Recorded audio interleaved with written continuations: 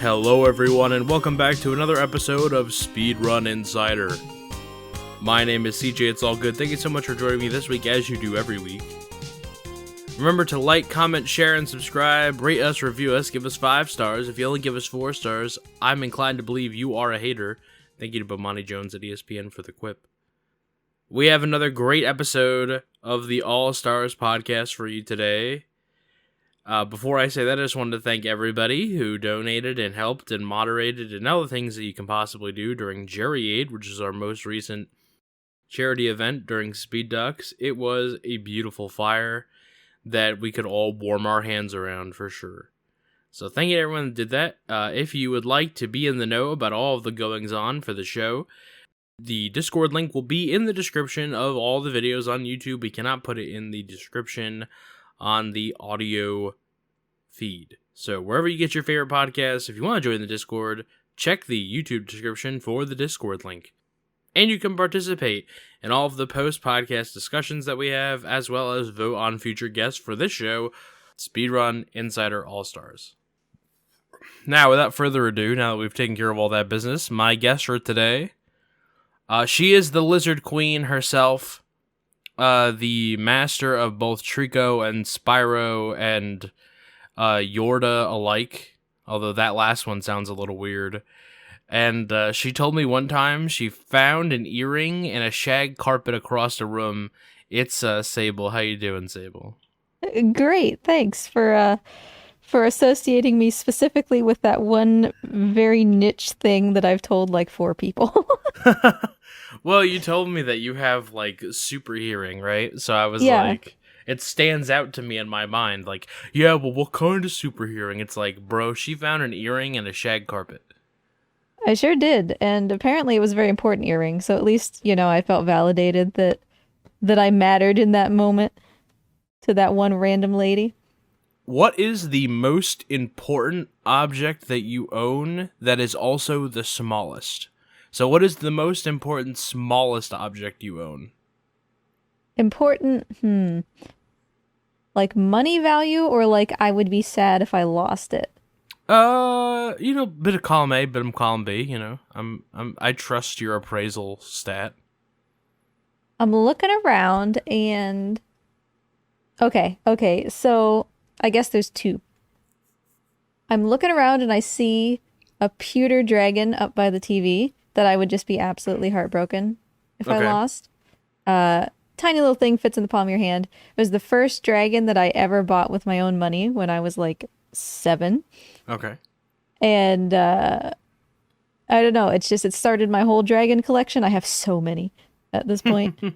And it would be very sad to lose that. And also, I would choose... Husbando being my husband, of course, got me a specific Magic the Gathering card for Christmas one year that's worth a couple $100. I think size to price ratio, that's probably pretty decent. Mm-hmm. See, here I was thinking that, like, you were gonna go, maybe, like, you have, like, a wedding ring, I was like... Oh, yeah, I guess that's kind of true, isn't it? I'm assuming you have one, I don't know. I sure do. We made it together. You made it? So, you made your ring? Yeah, we just went to a jeweler and sketched it up together and then had them make it for us. If you had told me that you and Husbando had forged your own ring, like in like some metallurgy, that really wouldn't have shocked me. That would have been fantastic, though. I am low-key sad that we didn't do that, because it did, par for the course, right? It did cross my mind. You're just like, all right, we're just gonna put this silver in this like little ramekin and pour it into a open flame, a little mold. Yeah.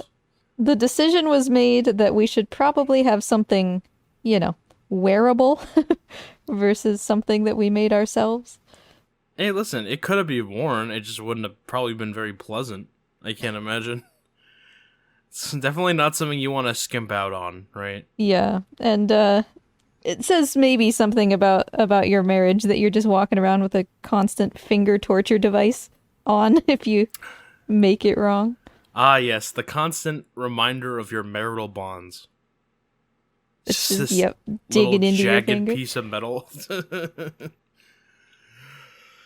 So what's new with you? What's going on? What have you been up to? Well, I'm looking for more speed games to run. I'm looking for more lizards. I'm looking. I'm in a searching phase. You know?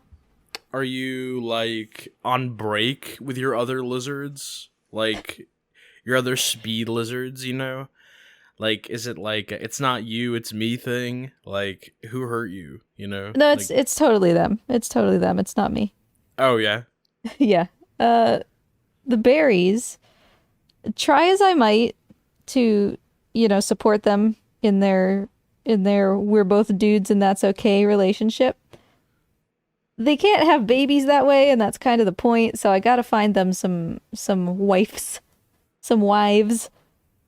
Since unfortunately, it turns out that they're both boys, and that was not what I thought at the beginning. Mm-hmm. So there's that.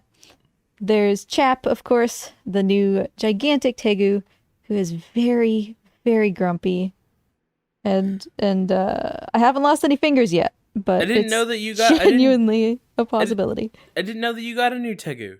Yeah, we rescued him after Rafellos passed away because nobody wanted him. And that's really sad. Like it's not his fault. So he was a little tiny baby. Little tiny baby Tegue. Imagine you have this little lizard, he fits in your cupped hands. He's very small. And then he just kind of gets away because he's very fast. And you're like, "Okay, well, I guess this sucks, but let's try to catch him." The problem arises when you fail to catch him for 2 years and he runs feral in your house. And so poor chap, feral for 2 years in these unfortunate people's house, eventually gets caught. He gets sold to a pet store who's like, "Oh yeah, we'll use him for an outreach animal." And then he sent 3 people to the ER with lacerations. And they're like, "Okay, I don't think we're going to do this." And that's kind of where he's at. So I have him because reasonably nobody else wanted lacerations. So But it's not his fault, that's fair. It's not his fault that nobody ever loved him. Is your barometer for the amount of misbehavior and abuse you'll accept from a lizard higher than maybe what you might accept from a dog? Like, if a dog bit your finger, you'd be like, "Bruh, I don't know, like, this ain't happening." But if the Tegue bit your finger, it's like, it's not his fault. Yeah, well, poor chap is almost as smart as a dog when it comes to Tegus. They're very, very smart. And it's just that he never really had any exposure to people. Like, he's got this scarred up face and the tip of his tail's all messed up and everything. And I just want to try to give him a chance, but I'm not going to lie and say that he's a good guy because he's not. He sucks.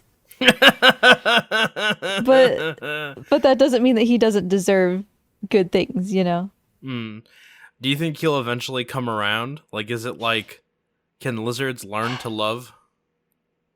They can.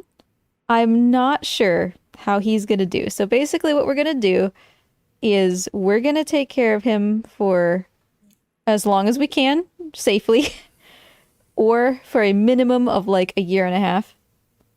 And every day we're doing, target training and station training and everything to try to disassociate people with the things that you should munch on.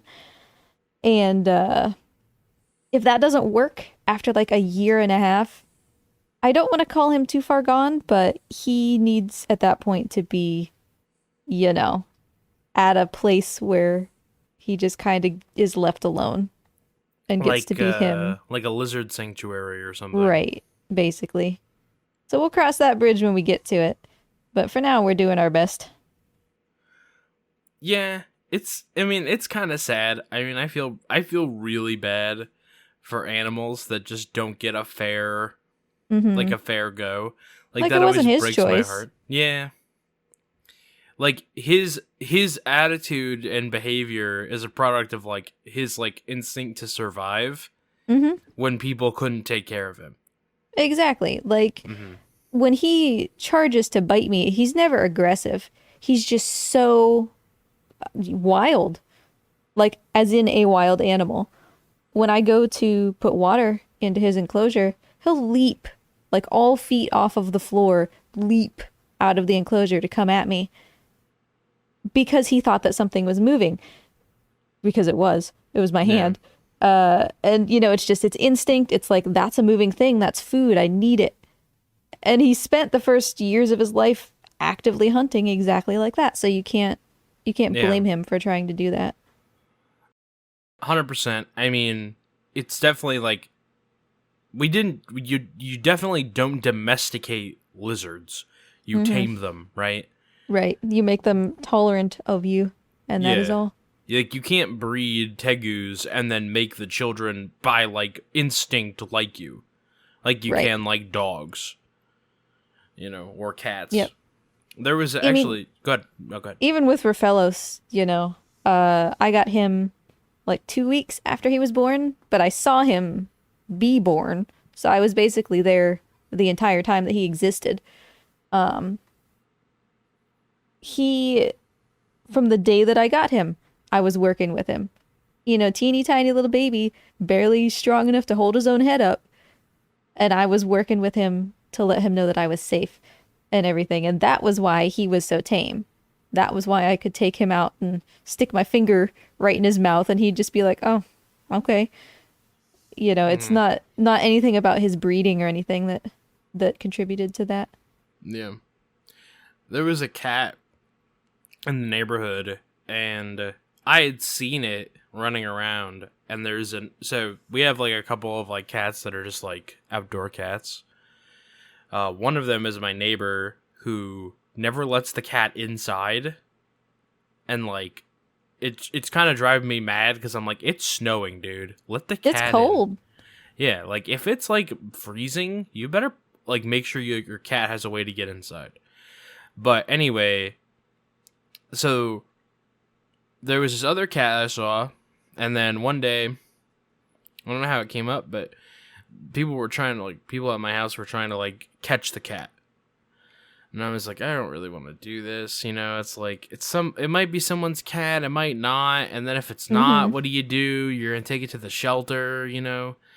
So, we ended up, it really wanted to be caught, because what ended up happening was, we basically just put food on the porch, and then the cat walked onto the porch and just was hanging out with us. Like, came right up, wanted to be pet. You know, it was somebody's pet at some point. We got it in the garage, and then the cat kind of showed off that it had been out on its own for a while, because it did this vertical leap that was almost as tall as the garage door. Yeah. And I was like, oh boy. So, gave the cat, and it was like really starved, really thin, and it had this big cut on its nose. And so we took it in. I took it into I have like a 3-season porch, put it in the porch, separated it. I thought Buddy my cat was gonna kill her. Like, he was just out of his motherfucking mind that there was a cat in his vicinity. He was all grumpy and whatever. And, I was like, oh, it's just Buddy. So finally, Frankie is the name of the cat. This story does have a happy ending. Frankie found her forever home with 2 of my friends. They have 4 other cats, 5 other cats. And Frankie quickly dominated all the other cats and is now the queen bitch. Yeah. I mean, it's a wild thing, right? Yeah. That's how you have to be when you grow up in the streets, as it were. And it actually, a couple weeks ago, I found another cat that looks like Frankie, so I'm like, oh no. This is like somebody had a cat that had kittens, and then they got rid of the kittens. Which, I don't know how anyone could do that personally. TBH honest. Like, bring them to the shelter. Like, just drive there. They'll take them. You know? Yeah, people do it with reptiles all the time, too. They stick snakes in pillowcases and just toss them off the side of the road. So that's horrible. I don't know. I'm also afraid of snakes, so I'm like, all right, well, maybe I could actually see that one, but I wouldn't get a snake to then throw it away. Right. Like you would still do your due diligence to be like, does anybody want this? Like, Humane Yeah. Society? Like, I've got a snake in a pillowcase. Where can I bring this humanely? Right. Right? God. You know, there was a... that I remember I sent you the pictures of this. There was this one snake that kept breaking into my job. And he you remember that little green snake? And he just Yep. kept working his way into the door. And you'd open the door and he would just be like behind the hinge being like he was just wanted to be chilling. friends. Yeah, right? But he was freaking everybody out because he just kept breaking in. Like the one time they took him across the street and they put him in like the woods. He came across the road, back into the building, and then back to that same spot. Like, I don't know how long later. Like, not that long. Yeah. Guess he just found his cozy spot and he was like, oh, this is where I live now. This is where I live now. Do you have any ideas on what your next speed games will be? I am thinking about kind of branching into some of the side categories of like eco. I want to do some of the individual levels. I actually have a list here. Okay, Let me lists see. are good. I've been keeping a list for when I eventually start streaming more consistently because I had to take a break after December. Like the whole month where I just did nothing but Last Guardian for Treaksmas. Yeah. I kind of need to take a little break. So let's see. Oh yeah, I want to go back to Pantheon of Hollow Knight, which is really hard. I want to learn one of the categories of Pray for the Gods, which is kind of like a indie Shadow of the Colossus type game. And Husbando is currently almost done with Returnal. And as I understand it, the any percent for that game is like 4 minutes or something. So I thought maybe I would just pick it up for funsies. Yeah, I mean, absolutely. I remember vaguely you were considering new Pokemon Snap. Yes. It is on the far out into the future list. Oh, come on. But it is there. Listen, you should just play the old one and forget the new one. Is the old one more fun? The old one is very short, which is nice. Define short. It's like if you're really like just playing casually your first time, but you know where all the Pokemon are, it's like 40 minutes. Oh, geez. And the world record's 20. So, you know, Husbando said that because there was this whole saga, right, where I got him Pokemon Snap and he didn't know about it. When he finally realized that I got him the new Pokemon Snap, he was like, this is cool, but... Because I said we should play it this weekend, and he's like, this is cool, but this is going to take like an hour. So what are we doing with the rest of our weekend? And I was like, bro, I think it's a lot longer than that now. Compared to the other one. And he was like, I swear, I don't think I'm crazy for thinking the other one took like 30 minutes. So apparently he was right. Yeah. I mean, it's a long game. Like the old one isn't. Right. The old one has 63. Yeah, 63 Pokemon. And yeah, compared to whatever the new one has. Yeah, hundreds. Over 200. Yeah. Yeah. But also, like here's the real thing, right? The old one, right? The old one had you could submit one photo and that was it. And then it was just about can you get more points, right? So you could get like multiple cool photos of one Pokemon, but you could only submit one photo. This one has 4-star ratings per Pokemon, so it's like, you can have 4. You know? You can like take all the cool poses and submit them. So it's like 200 and something, but times 4. Right. I guess that makes sense. And this new one was the first time that I had ever played a Pokemon Snap.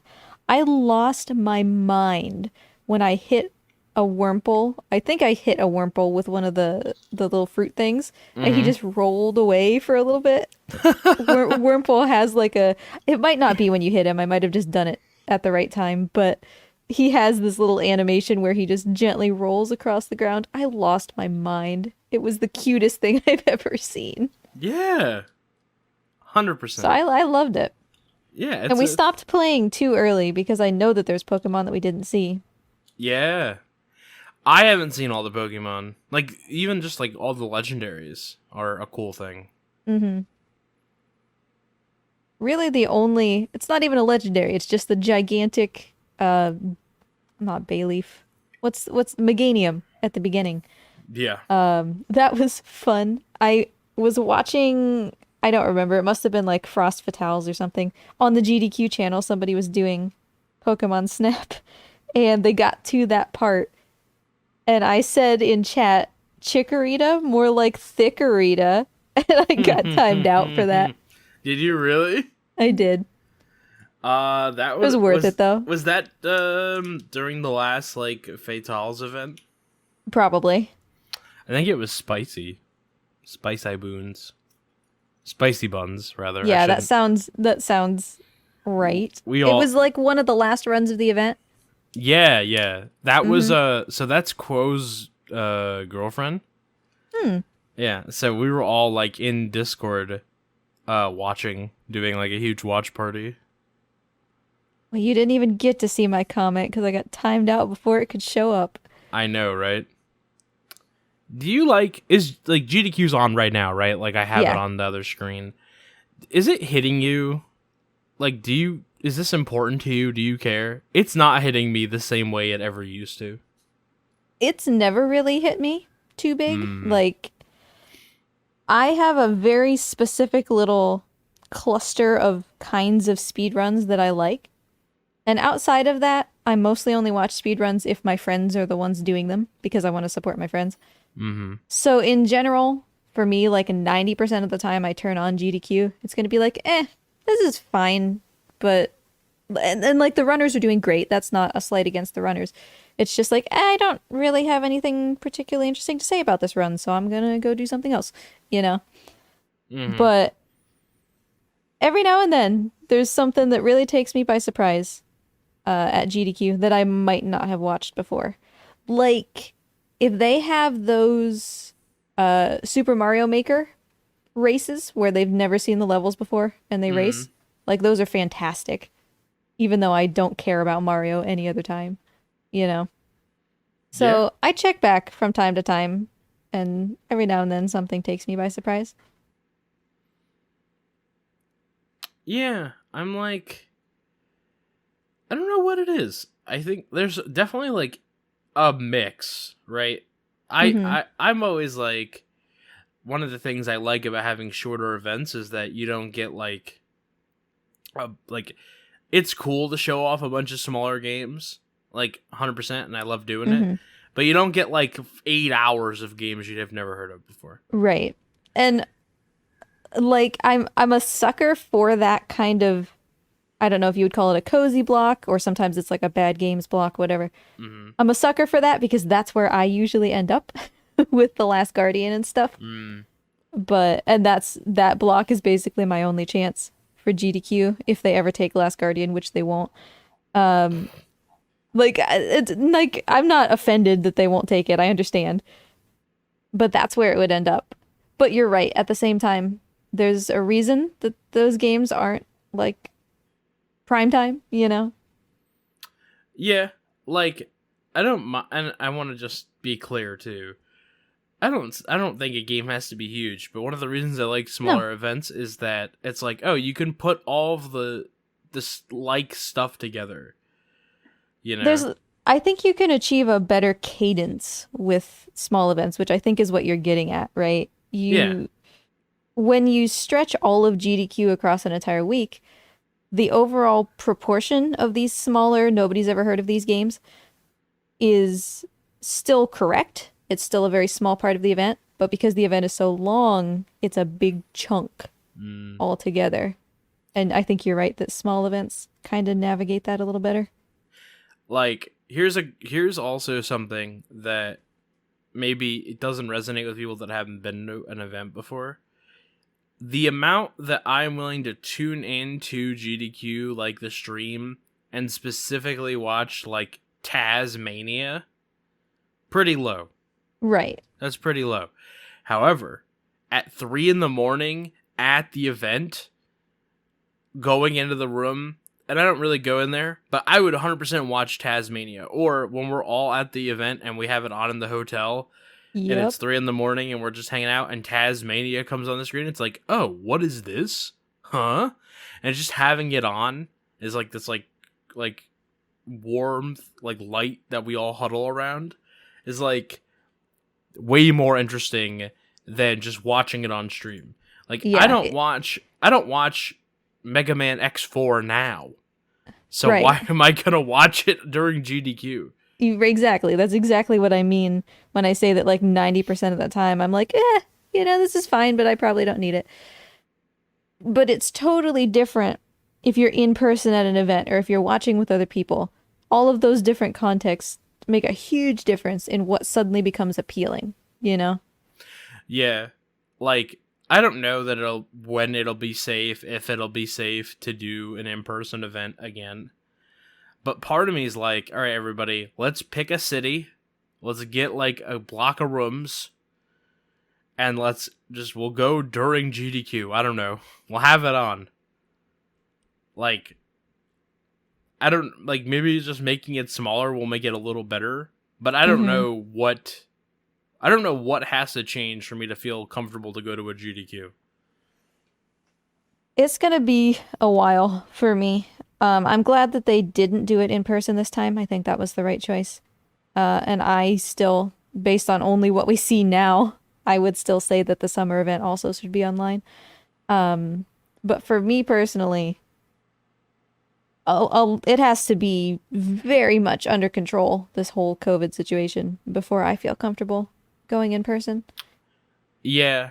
I'm also like, and I know myself well enough to say, intellectually speaking, if you ask me right now, not knowing the status of the next GDQ, would you go to a GDQ if there was an SGDQ 2022 in person? I can tell you right now, I would say no. Yeah. But hit me when it opens up, and I'll probably say, yeah, hell yeah, I'm going. I miss everybody. You know? See, that is why it's good to have no friends. I'm kidding. I'm only like kind of kidding. There's only a handful of people that I actually want to like hang out with in real life. I have a very small social battery. So to me, there's like no appeal for that. There's no, because I hang out with my friends online. To me, there's almost no difference. So it has to be about the actual environment of the GDQ. And then it's like, this is a lot of people. And you have to think too, for me, this is a lot of people. It's very loud. Yeah. You know, that makes a difference to me too. I would never, I don't think, go to the first GDQ after all of this that is back in person, because it's going to be way, way loud. Everybody's going to be so excited. Yeah, it's going to be pretty crazy. That one's going to be pretty crazy. I think everyone's going to be on their worst behavior. Yes. And so I'm like, okay, I can just not go, or I can go and wear noise canceling headphones for like 12 hours a day. I think I'll just not go, you know? Is that it? Like, that's like, if you have to go somewhere where people are going to be loud, you rock the noise canceling headphones? It's the best I can do. Like, that's the best option that I have. But even those don't protect me from some things. Like, if I'm going to walk into like a convention center and somebody's playing like dubstep music, that really low bass stuff, those headphones will do nothing for me. You almost need like noise suppression AI in a headset. It kind of exists. Active noise cancellation, you know, kind of exists. Yeah. It's really, really expensive. And like, that's why I don't have the custom ear thingies that I technically should have, because they're like really expensive. The audiologist is like, here, why don't you just pay $3,000 per ear a couple times until we get everything sorted out the way it's supposed to work. And I'm like, or I could just not. Yeah.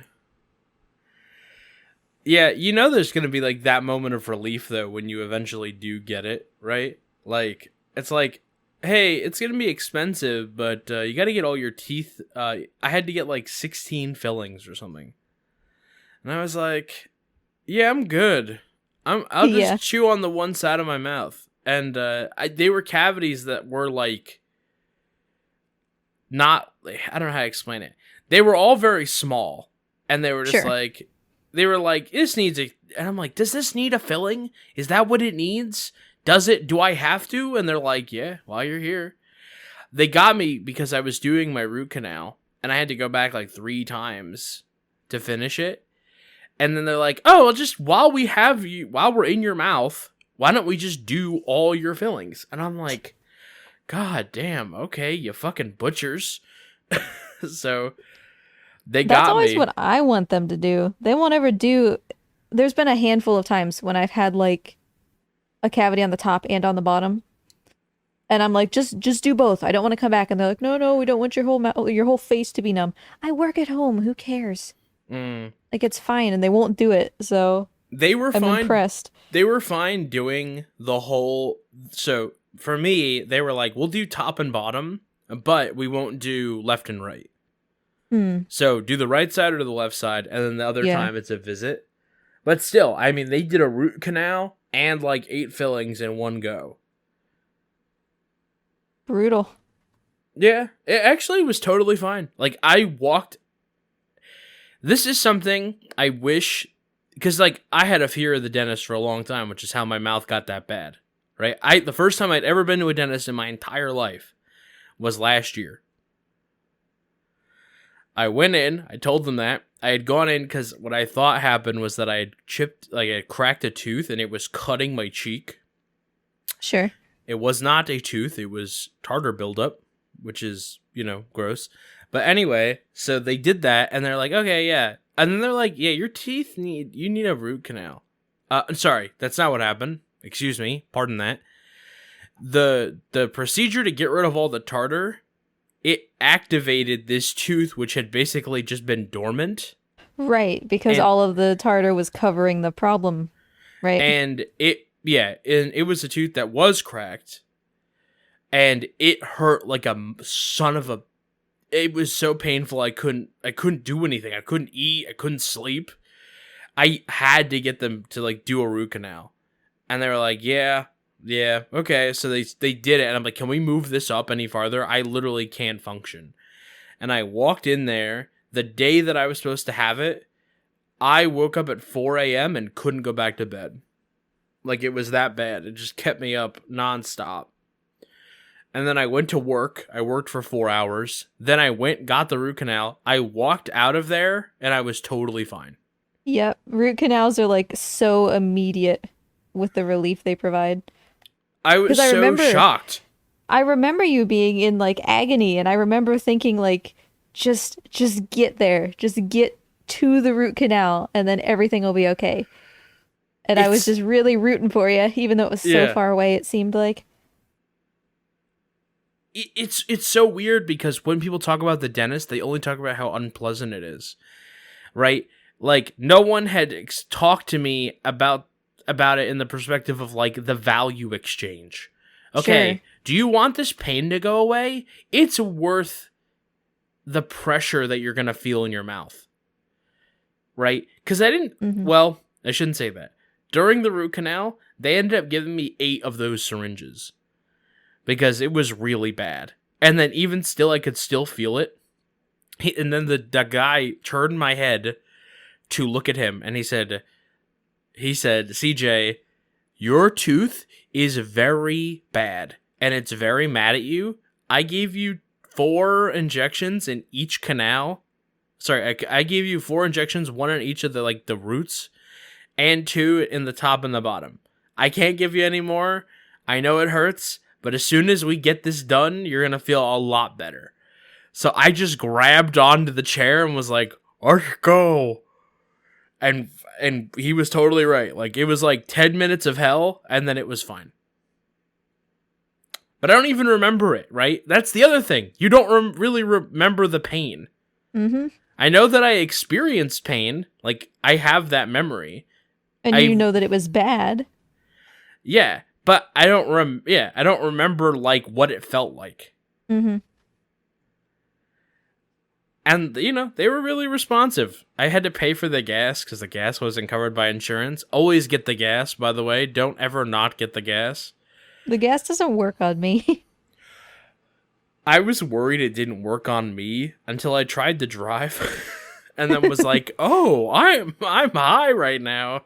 I need to calm down. I had my wisdom teeth out and they tried to give me the gas.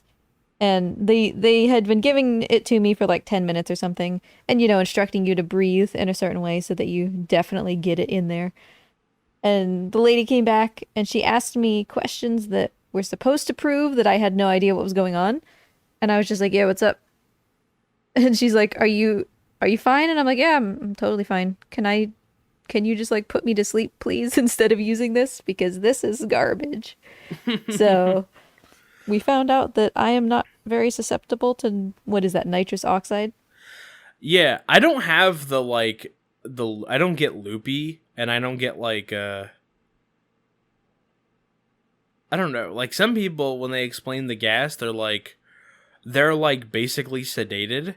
Definitely not me. I just kind of felt like a buzz. Sure. And I was like, okay, yeah, this is, if I'm gonna have people in my mouth, I might as well be loaded, right? And I'm surprised that it didn't make me feel like that because I'm so sensitive to like caffeine and alcohol, such that I can't have them, you know, because it is very obvious as soon as I've had some. So I would think that that would have done the same thing, but so like any alcohol, you're just like you're on the ceiling. Well, it's not that I get drunk easily. I can't have even close to that much alcohol. I take a few sips of alcohol and then it feels like I'm having a heart attack. Oh, gross. So I went to an urgent care once when I was in my teens and I was like, I feel like I'm having a heart attack. And I was in my teens and drinking, by the way, because my parents are alcoholics and they tricked me. And I was like, I feel like I'm having a heart attack. And the lady looked at me and she's like, explain your symptoms. And I just straight up explained what sounded like a heart attack. And she just looked at me with like paralyzed fear in her eyes. And she was like, you should go to the hospital. She went never to a clinic. Yeah, like she wasn't expecting it from someone so young. But yeah, so way to go to my parents who handed me orange juice that they had put vodka in. And then I had just finished riding my bike. And so I came back and just took a few like huge gulps and then realized, because obviously I could taste the vodka. So yeah, thanks, Mom. Appreciate that. Yeah, that's a lot. There's a lot to unpack in that story. And I still do it. They know that I don't drink alcohol. And every single time that they come to my house, they will say these exact words. You should have some. Oh, it doesn't even taste like alcohol. It tastes like juice. Okay. I don't drink alcohol. Stop. No, it doesn't taste like juice. It tastes like alcohol. It definitely doesn't taste like juice. Yeah, you guys are just so much alcoholics that you don't taste it anymore. I love this idea that it happens every time, right? Like every single time they're just I'm not joking. Every single time. If Mom drinks 3 bottles of wine that day, I will be asked that question 3 times. Jesus Christ. It's a lot of wine. Miserable. You gotta that's a lot to stock up on. Or do they BYOB? Oh no, we give it to them because then it makes everything more tolerable. you have to load up your parents so that you can tolerate their presence. Yep, that's exactly how it works. I don't know how much I want to talk. I'm not going to say who it was, but I'll say that there was a person in my life that I had to tolerate because he was dating one of my siblings. And he was dating my sister. And he lived at the house, which is kind of weird, but he his whole thing was like he was a super drunk. Every night of the week he would get absolutely fucking smashed to the point where he couldn't walk. And he like every time. And as someone in middle school, it was kind of like cool. But I didn't drink. It was kind of like he became more interesting. But as an adult, because otherwise he was like super quiet, didn't say a fucking word, and had no personality. He was like, yeah. Mm-hmm. And then he'd be like 4 beers in, and then he'd be funny, and he'd be like interesting, and we could talk, we could hang out. And then by like beer number like 10, he'd be like, he sounds like Rocky after a fight. See, my dad never gets that way. I don't even know how to explain it. He doesn't have a personality outside of drinking, but he doesn't have a personality inside of drinking either. So like nothing changes when he drinks, except that I guess his personality is less angry when he's drinking. But I couldn't tell you like hobbies or anything besides just drinking. But anyway, he also just doesn't get drunk. Like I think his tolerance is so high that he just doesn't get drunk anymore. I mean, he's just in a constant state of I'm drinking beers and nothing is happening, you know? It's like when you add water to ice, at first it becomes slush, but it doesn't get more slush. Right. He's just slush all the time. Oh, hi, honey. Oh, sorry. There's a noodle drinking and he's so cute. Oh, buddy. Oh, you're so thirsty. I've never seen one of them drink this much. Oh, keep going. Sorry. No, we're leaving this in. Who is drinking? Who is it? It's one of the noodles. I can't tell from here which one it is because they're so tiny. One of the noodles? Yeah. They're teeny tiny. Their scientific name is Chalcides sepsoides. They're wedge-snouted skinks. They come from Egypt. So they're basically like the size of an earthworm. Very, very tiny. They almost don't have front legs. They're just vestigial at this point because they use their faces, which are shaped like shovels, to dig through the sand instead. And they're usually nocturnal, but one just popped up in the middle of the day to have a drink, and he was so cute.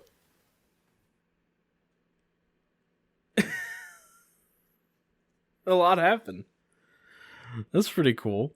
So what is the total, like, what is the lizard count up to? Let's see. Like list off all the lizards. 6, 7, 8. There are 9 lizards and 2 snakes. Nine lizards and 2 snakes, wow. Yeah, because there's 4 noodles. They're all the wedge-snouted skinks. They live together. Ramen, soba, udon, and spaghetti. Spaghetti because he's missing the tip of his tail.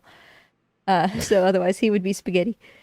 So we have 4 noodles, 2 berries, tonberry and dingleberry, mort, bagel, bagel's the gecko, and chap, the tegu. So that's 9, and then Sam and Casper, who are the 2 snakes. And we're trying to get more berries. I will get wives for them yet. You know, if you were being economical, you could just get 1 wife. Well, you know, that would make them very grumpy. Oh, they would end up dueling, over whose waifu that got to be. No. Here's what you do: you put 1 berry in, like, he goes on vacation. Oh, And then, like, you know, they Marvin Gaye get it on, and then the other one comes back and he's like, "Hey, what's up?" He comes back from his all expenses paid vacation. Hey, listen, I'm just imagining a fish tank on the other side of the room, but, you know, you could make it fancier. Yeah, I'm sure just setting up another, 4 foot by 4 foot enclosure That's for how him to big go it on is? vacation. Yeah, It's 4x4x2. Is it have to This be on is the not floor? this is not just like a basic reptile house, fam. Listen, This is like the upscale. I it's the am the Ritz. upscale provider. That's right. Chap lives in an 8 foot by 4x2. It's like half a room. 8 foot by 4 by 2. Wow. I mean, I can lay down in it both Well, ways. you're tiny,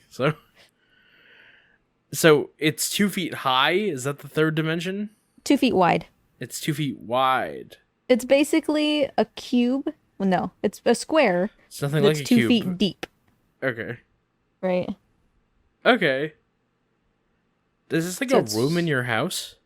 They're sitting in the living room with me, They're all in the living room? except for Chap and the snakes. Yeah, the noodles are off to my left. They're just in a 10-gallon tank, a 10-gallon fish tank. So that's like super easy. Mort's in a 2x4. Sam's in a 2x4. But I would like to think that they look classy, because people have those little, what are they called, terrariums on their desks that are just like, oh, there's some moss and some rocks. Isn't this cute? That's what our whole living room looks like, except there's also lizards in there. You're just all moss and rocks all the time. Yeah, I mean, it's kind of classy. You just look over and there's like a bunch of big branches, and sometimes it rains and all that kind of stuff. Sometimes you turn the sprinklers on? We have a dedicated misting system That's that pretty I have cool. installed. So every now and then it just makes it seem like it's raining for them. Well, listen. Poor Mort. When it storms, Mort doesn't have a mister. So when it storms, I try to also mist him, because they can tell the difference in atmospheric pressure and they know something is up. And so I'm like, I'll just mist him too, so that he knows that it's storming. And all of that sounds like fancy and enriching and everything. But in reality, what it is I look out the window, I see it's raining, and then I just go over to Mort's enclosure and go psh, psh, psh, with a spray bottle a little bit.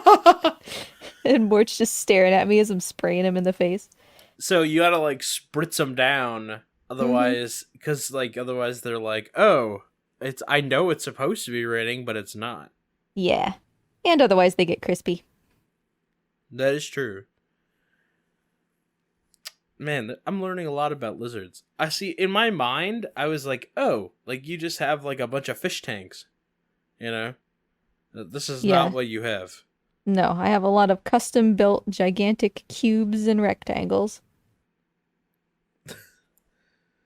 I meant to ask you before we started, but I forgot. Did they ever fix your plumbing? They did. They kicked the can down the road is what they did. We have trees growing in our pipes, and I said, like, hey, can you let me know where the roots are? And he was like, sure, they're over there. Gestures to my entire yard. Thanks. I couldn't have guessed they were by the tree, so we're going to assume they're by the tree. Uh-huh. And he kind of just, vroomed it a little bit and cut out some of the roots. And I'm going to try to kill the rest of them and hope that this problem doesn't happen again. But it probably will, because this is kind of an old house. So they dug into, basically, it sounds, so you didn't have water for the last couple days, right? That's like to get people up to speed. I had water, but I couldn't use it because it had nowhere to go. And so it was flooding our house whenever we used water, because the drain was clogged. Yeah, with roots. The drain, like, away from our house. Mm-hmm. Man, that's gotta be... Yeah, that's pretty frustrating. It's still better. Your mileage may vary, but for us, it's still better than living in the apartment we used to live in. Poor husbando. He had nothing but bad experiences at those apartments.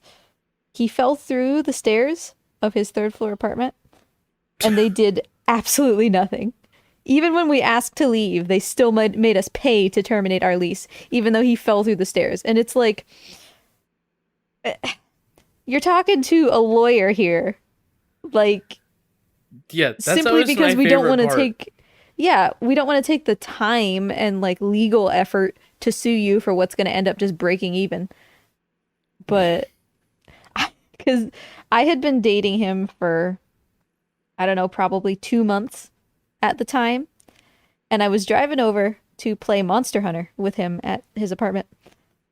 And I drove up and I saw him just covered in dirt, in shorts, bleeding, and just stomping, just absolutely shredding his way to the apartment office.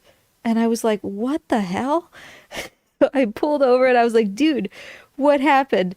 And he was like, these goddamn stairs.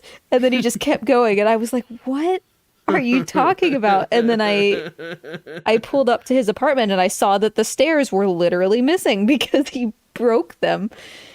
So Shortcut. yeah, speed run from top to bottom. So yeah, it turns out that he had told them multiple times that the stairs were cracking and they did nothing, and then they cracked. And he went through. Oh, God.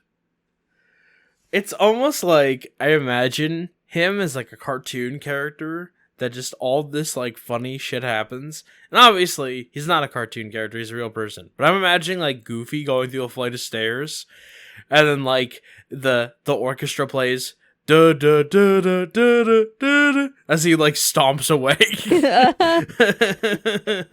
Poor guy, like he has the worst luck of anybody I have ever encountered.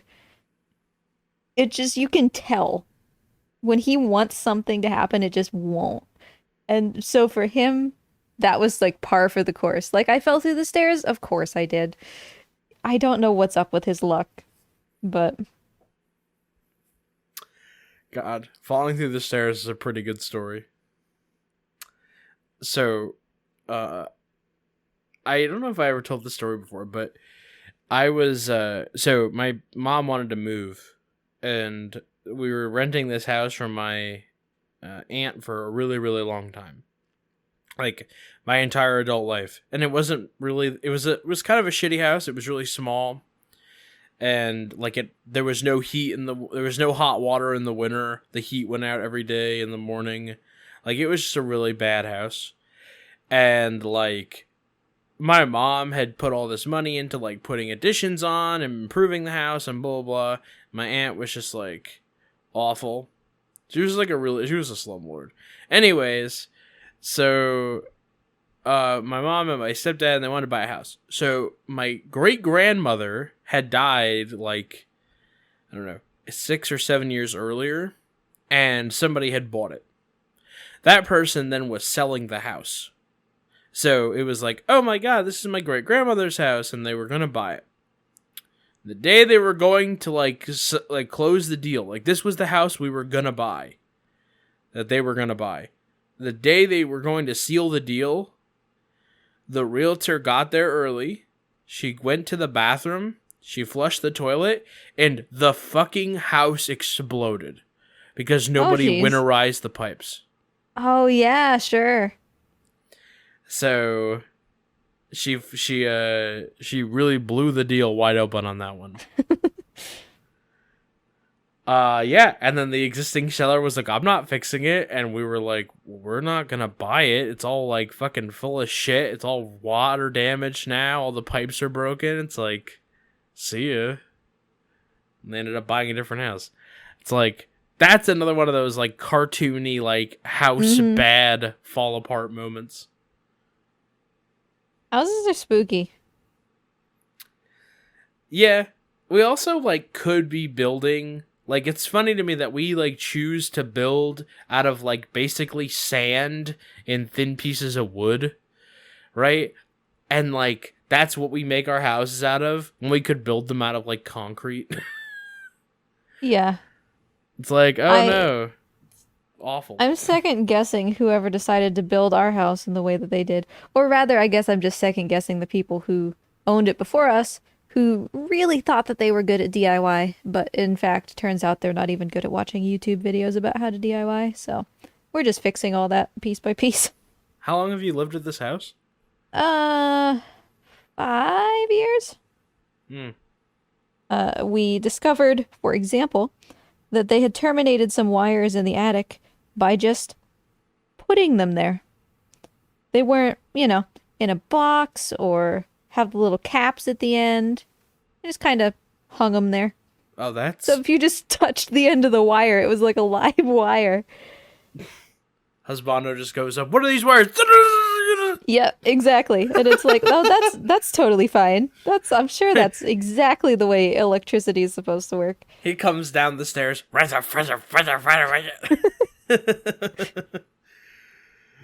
Oh, man. Do you have any, like, stream goals for 2022? Like, do you have any, like online goals? Well, obviously, I want to keep streaming. I'm reevaluating my schedule a little bit. Because, like, I always stream in between work. I finish work for a little bit. I stream.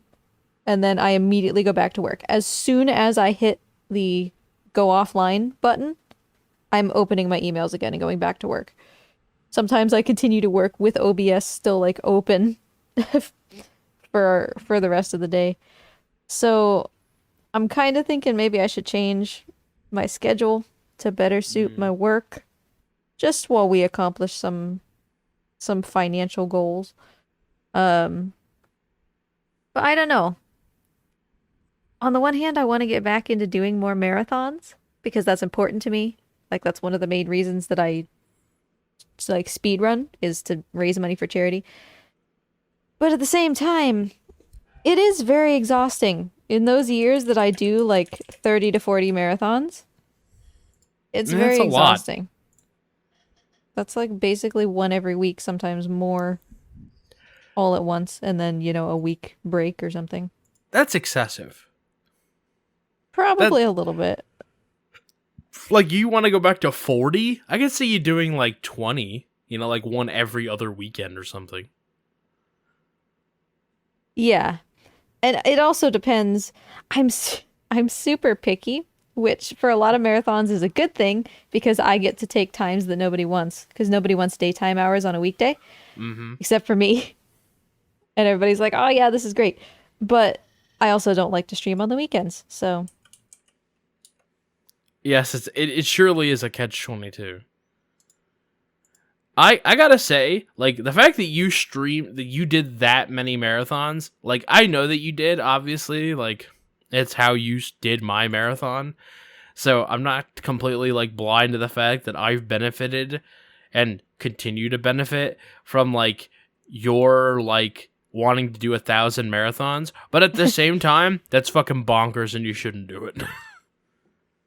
I often get into this, like the end of last year, I tried. The end of last year, I was like, okay, I'm only going to take marathons that I've either already made a commitment to or that are like really, really important to me personally. Like they're run by people that I'm close with or whatever, so that I can take a break. And I still ended up doing like 10 marathons or something. So I say that I'm going to dial it back, and then I kind of don't. But yeah, it's for a good cause, so. Listen, all of them are for good, right? Mm-hmm. Not all of them are a good cause. Sorry, all of their causes are good, all of the marathons are not good. Sure. Definitely. Like, it is really accessible to do marathons now, which is cool, and I'm appreciative of that fact. But this is a big but, I guess. I'm just also like, man, the quality on some of them is like, or like, not the quality like what you see on screen, the quality of the behind the scenes effort is awful. I have a little, thankfully it's still very little, but it does exist and it does have multiple entries. I have a little chunk list of marathons that I will not run for again because of either the community around it or just the way that I was treated or the way that I saw them treating others, that I won't run for again because ain't nobody got time for that nonsense.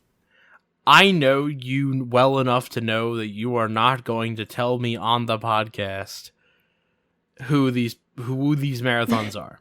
This is correct.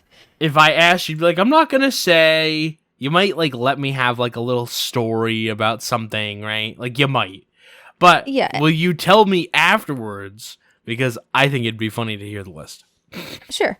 And to be clear, if there were marathons that were, openly transphobic or something, I would absolutely just shout those out and be like, do not support these people. But it's usually not that. It's usually just this feels kind of icky, or for example, one that I told you about on the previous podcast that forced me to have a commentator because they didn't think I could do it myself because I was a girl.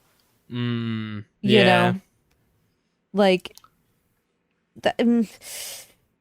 I'm not going to run for you again because I don't appreciate how you treated me and I don't appreciate how you treated everybody else. I wasn't the only one with problems, but I'm also not going to go on a whole smear campaign about it, Mm-hmm. Yeah, that's fair. And I definitely know what you're talking about, and I won't push that anymore. But yeah, it's a shame. I mean, just let people do the thing. It's not hard to do it the right way. Yeah. And that sounds kind of like, it almost sounds a little douchey. Like, I feel a little douchey saying it. But, it's just not hard to not be a jerk about it, That was kind of my thought, I have been trying more to get involved with, teams on Twitch and things like that. And I joined one and just... one that was, touting itself as being very inclusive and a safe space and all that. And I joined and just immediately it was like this, my radar is going off a little bit, but I guess I'll just hang around and see what's up. And there's nothing wrong with being crass or with haha making, in quotes, inappropriate jokes when you're talking about like making jokes about penises and things like that, right? Sable, how dare you? How dare I, right? There's nothing inherently wrong with that, but there is a way to do it in a way that's not cool, and then there's a way to do it where it's just haha, this is no big deal. It's the difference between, for example, in the marathon that I just did with you, we were at 69 dragons and I said nice. That's completely different than making really off-taste jokes. And so that's kind of what I mean. I've had these encounters with these teams that I really wanted to be good, and then it was not the 69 nice kind of jokes. It was this is actually harmful to people kind of jokes, And I wish that it wasn't that way. It's funny the way that you say it, because we actually had a little bit of a moderation moment where we're on the front page of SRC, and our typical let some of the jokes that we let go, that's probably not good. So we had to kind of rein it in a little bit, but we didn't have any lines drawn. And again, we're not awful, right? We usually are not line crossers, but I'll say we have a lot of people that like to go right up to the line. There's a joke, and I wouldn't have told it. I wouldn't have told it on days 1 or 2 because we were on the front page of SRC, but I told it on day 3, where the sweetest person in our community, in any community that I'm in, that I've ever met, is Shuli. Unequivocally, the nicest person I have ever met. The sweetest person I've ever met. The most caring person I've ever met. She she's had a lot of back issues, and she's confined. She's not confined to a wheelchair, but she's using the roll a bit. She's not fully mobile, right? So the funniest thing that I can think of is to be, because why would you ever be mean to her? She doesn't have that bone in her body, right? She's not a jerk. So the funniest thing that I can possibly think of is to be excessively mean to her. And it's really, she's in on the joke. She thinks it's funny. I think it's funny. Everyone thinks it's kind of and it's just shock value, right? So it's It's like she said she wanted to use one of those squirrel suits. So I was like, all right, Echo, we're going to take your wheelchair to the cliff. And we're going to dump you out with the squirrel suit. Your Honor, it wasn't murder. She was wearing a squirrel suit. And see, like, that's the entire difference, right? A joke is only funny if everybody is laughing. Yeah, exactly. And so if she's laughing with you and has stated, like, I'm part of these jokes, I'm fine with this, like, then it's funny. And I don't know if it's just been bad luck. I've just been in a string of communities lately where it's like, not everybody is laughing, yo. You should probably stop, you know? You know, it is that weird moment, too. It's like, if you've ever been in person and someone tells a joke and you kind of look at one person to see if they laugh. Right. You know? Like, my interest in this humor is dependent on whether that guy thought it was funny. Yeah. Uh-huh. It's not funny if that person doesn't think it's funny. Mm-hmm. So... It's a weird world we live in, and communities honestly just have to hashtag do better. Like I said, it's not hard to do it the right way. No. I mean, my community is and when I say my community, I mean my Twitch, Discord, whatever. You can totally come in and be like, haha, big pee-pee jokes, and that's like, you know, it's fine. This is a family show. Hey, my channel is marked as mature because I swear like 2 times a month. But like I said before, that kind of joke is different from... It's different from, for example, posting a picture of somebody and being like, whoa, them some big boobies. You know, like then you're directly objectifying a person. Mm-hmm. And it's like, that's... not as cool. Maybe reel it back a little bit. So yeah, exactly. So, you know, I wanted to talk about sumo. We're kind of running out of time, but do you have any like a rundown on sumo? Like, what's going on in the world of professional sumo wrestling? Oh boy, what's going on in sumo wrestling? So, greatest of all time, Hakuho Yokozuna, recently retired. Everybody's really sad about it. He retired when he still had plenty of oomph left in him, but it was probably a good choice because you'd rather retire at a high point than when you're just kind of hobbling along with busted knees. So he was phenomenal. Everybody misses him. Okay, well, 99% of people miss him. The other 1% are like, he wasn't in the true spirit of sumo because he slapped a guy once. And it's like, oh, okay, whatever. Everybody was, because as a sumo wrestler, you're not supposed to show emotion. And when Hakuho went 15-0 for his final tournament, and he did like a fist bump and was like, yeah, everybody was like, oh, bad Yokozuna, that's not dignified. And it's like, come on, man. He's the best of all time. Give him this. You know? So he's gone. Terunofuji has taken his place and is really living up to his potential, I think. He's a lot better than I expected him to be. He's doing great. But he's the only Yokozuna right now. Takakeisho wants to be Yokozuna, but he is shaped like egg, and so is not suitable. He's shaped like egg. Yeah, his arms are too short, so he can't do belt sumo, and that makes him kind of, like, predictable. That's not a good quality for a Yokozuna. So maybe someday, but for now it's just Terunofuji. Poor Enho, tiny little boy, hanging out in the lower divisions because he can't quite get his act together to be up in the pro league. Abi coming up. Not Abi. Aqua? Is that who I'm thinking of? I think so. Yeah. Maybe? Coming up and really surprising people. Who else? Wakataka Kage, Tobizaru. Tiny little guys still securing their spot in the top ranks. I'm actually going to do a sumo stream tomorrow because there's a tournament that just started yesterday. Ooh. So, there's that. But well, we should all be excited. Someday maybe I'll get a Tochinoshin handprint to match my Hakuho and Enho ones. Or Tochinoshin and his wrecked knees. He'll never be as good as he once was, but I love him anyway. Big, thick Georgian boy. All right, Sable.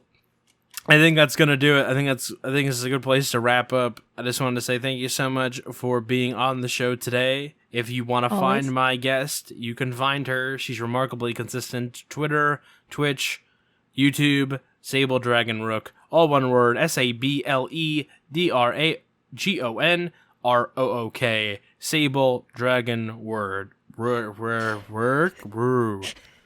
All right. SableDragonRook. There you go. All one word. That's me. Instagram too. You can find all the reptiles. Ooh, I have to do that. So thank you so much for being on the show. Really appreciate it. I want to thank everyone for supporting the show. Continue to like, share, tell your friends, tell your neighbors' kids. They have little fingers. They have a hard time pushing the buttons. We will be back next week with another episode of Speedrun Insider All Stars. Until then, have a good rest of your day. Bye-bye.